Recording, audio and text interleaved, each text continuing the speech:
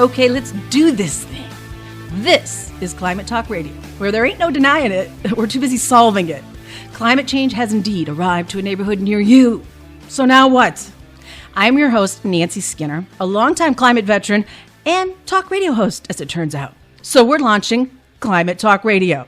We're broadcasting live from our flagship station, 1480 AM in Washington, D.C. That's right, the nation's capital, daily from 4 to 6 p.m. So all you climate Congress deniermen should be listening. And if you're a cabbie, make sure you have on 1480 AM for the climate Congress deniermen and their denier staff. Our number is 1-800-MY-CLIMATE. That's right, not theirs. It's ours, all of ours. You can also listen online at climatetalkradio.com or on your Climate Talk Radio phone or tablet app. Yes, take me everywhere. You can follow me, Nancy Skinner, on Twitter at Climate Talker and on Facebook, Climate Talk Radio. So we're like everywhere. My cell phone and social security number coming up next hour. Now, let's get started with Climate Talk Radio. Producer Pete is with us. Hi, Pete. How are you? Good. How are you, Nancy? I'm doing very well, thank you, today. Actually having a very good day. I know you're not. So we'll make it better. Talking about climate change. A lot to dig into. Let's go ahead and do that. So joining us now is our very own climate media editor, Peter Sinclair, who runs the fabulous website climatecrocs.com, where he's been debunking the hoaxers for eons. And he's also the international media director of the Dark Snow Project, where he's been to Greenland and the ice sheets two times now, working on that exciting project. Hi, Peter. Hey, Nancy. What's going on?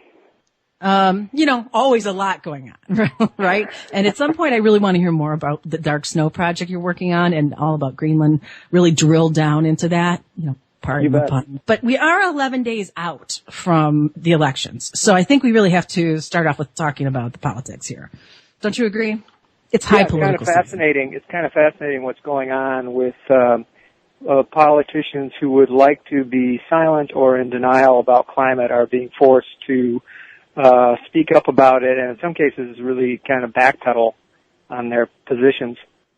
Yeah, this is one of the first elections where I've ever actually seen the question being asked or really talked about. So it's kind of exciting and entertaining, their answers. Let's start with the gubernatorial debate in Florida, where Governor Rick Scott, Republican, is being challenged by former Republican. Now, he's now a Democrat, right? He did a full switch there, Charlie Crist. And so they had a debate, and the question came up, believe it or not. A real question was asked about climate change at the debate. Let's hear their responses and listen carefully. Governor Scott, I want to move on to one other subject that scientists in the state are very concerned about. People who live near the beach are very concerned about. That's climate change. Whenever you're asked about whether or not climate change is caused by man in part or in whole, you say you're not a scientist. But you are a governor.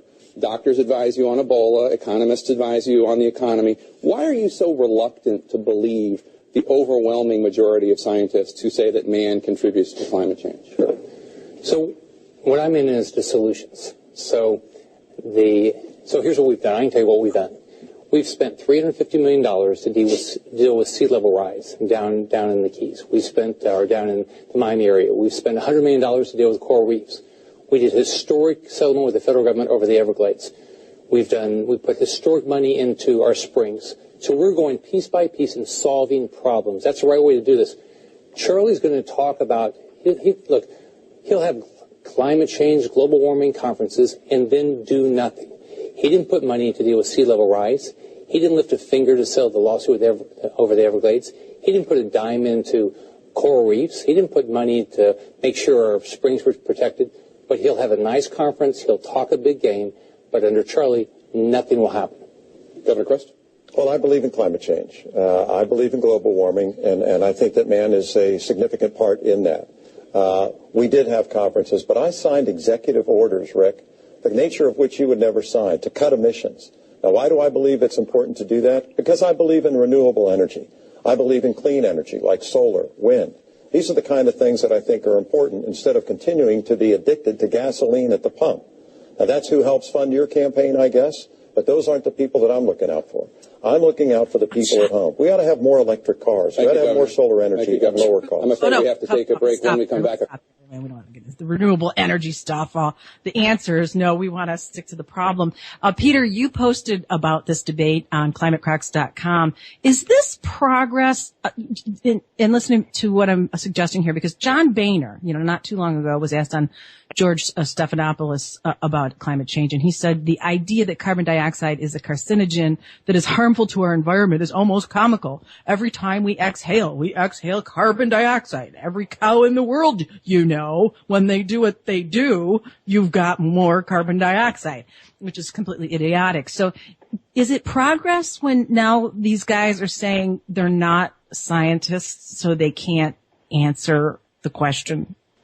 Well, funny story that John Boehner should say carbon dioxide is not a carcinogen. Of course, 20 years ago, he was handing out checks from the tobacco industry on the floor of Congress, so apparently he believed that tobacco was not a carcinogen either.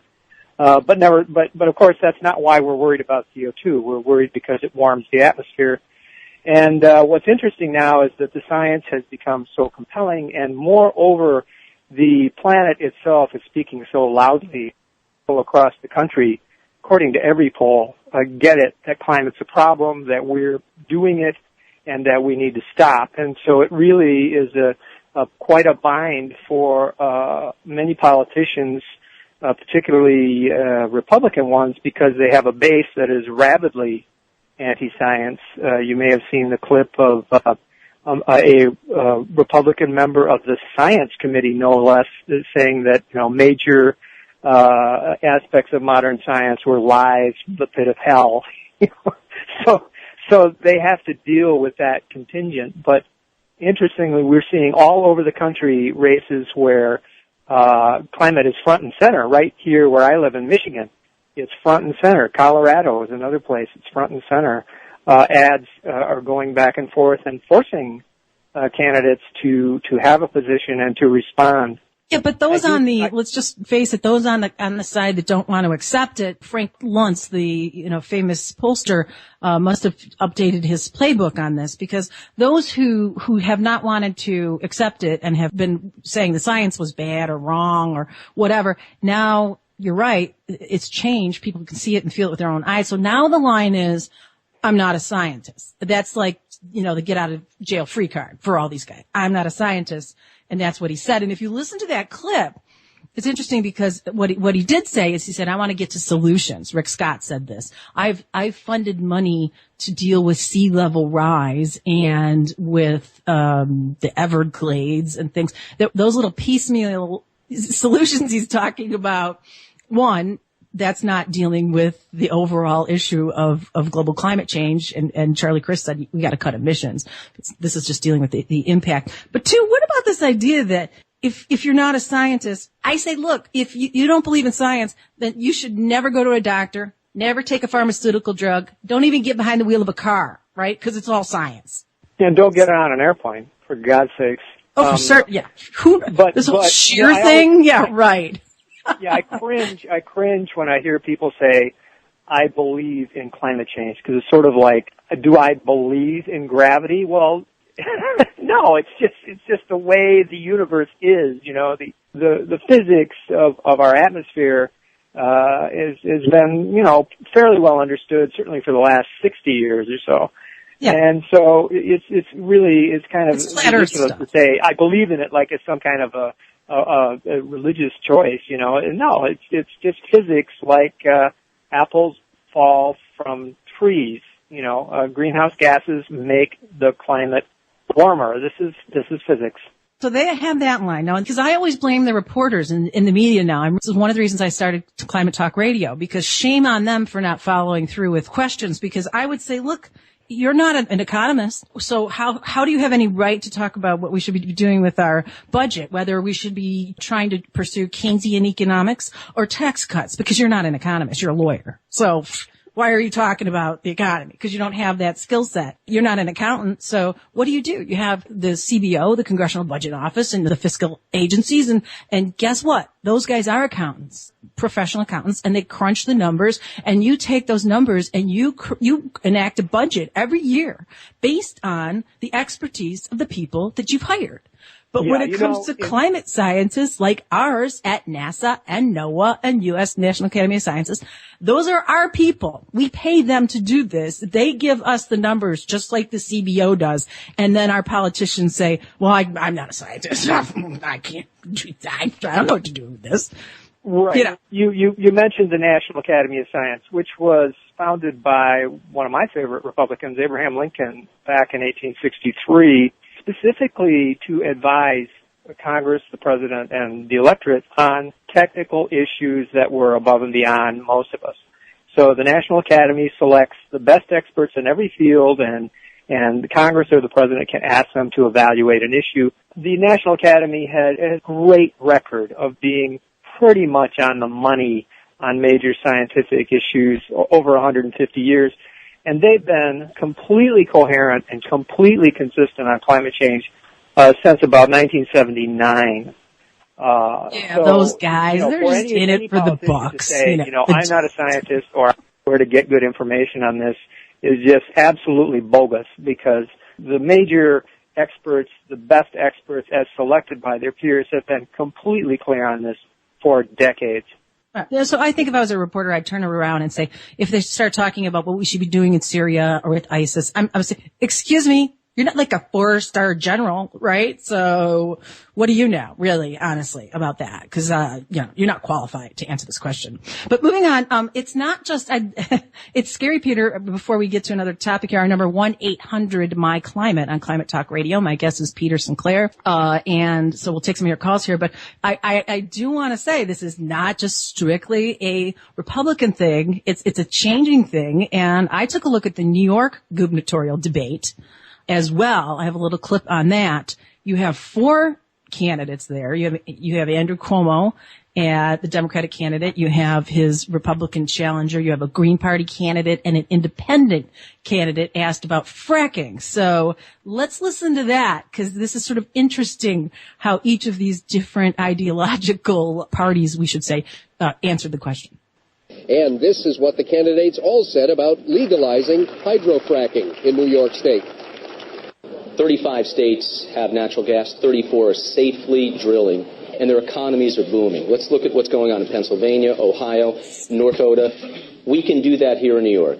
I say, I'm not a scientist, let the scientists decide. It's very complicated, it's very controversial, people have very different opinions, academic studies come out all different ways. Let the experts decide. Mr. Cuomo says he's waiting for the science, but when some science came back from the U.S. Geological Survey, his administration wanted to change the results. They edited or were suggesting edits and delays. So what is it? We have to be sure it's safe. I'm not willing to take a risk to our groundwater and our environment because it might be safe. We have to know if it's going to be safe.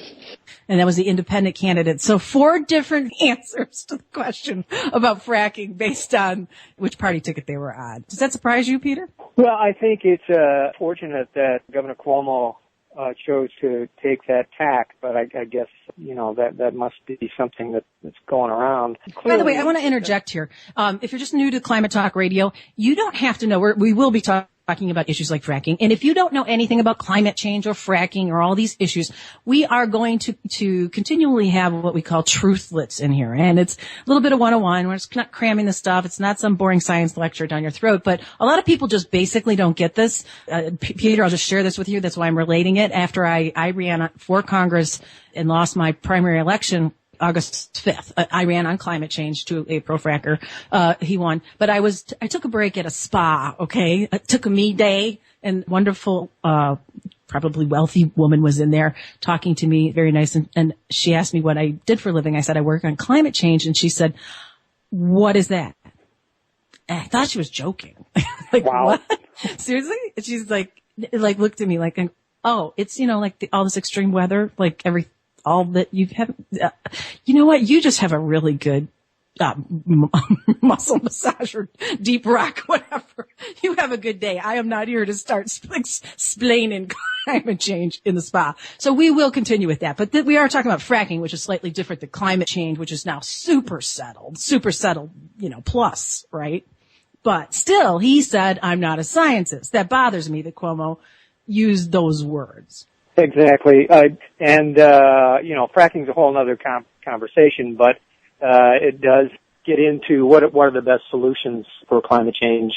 And we can talk about how rapidly renewables are moving in and are going to overturn the entire model of energy production that we have in the United States a lot more quickly than most people realize. And this is happening now. But getting back to the original topic, both the New York Times and the Washington Post this week have run articles talking about the prominence of climate and energy in the candidate debates around the country in this midterm election. I think it's remarkable, and I don't think it's going to stop. I think it's going to become only more intense. Okay, so 1-800-MY-CLIMATE is the number to the program. We will continue with your calls coming up. Actually, I have an award winner for the dumbest weathercaster statement of the week coming up. We have that on tap. We hear a lot of really bad reporting about extreme weather events. We've got a doozy for you. Our number 1-800-MY-CLIMATE. Stay with me, Peter Sinclair, and we'll be taking your calls on Climate Talk Radio.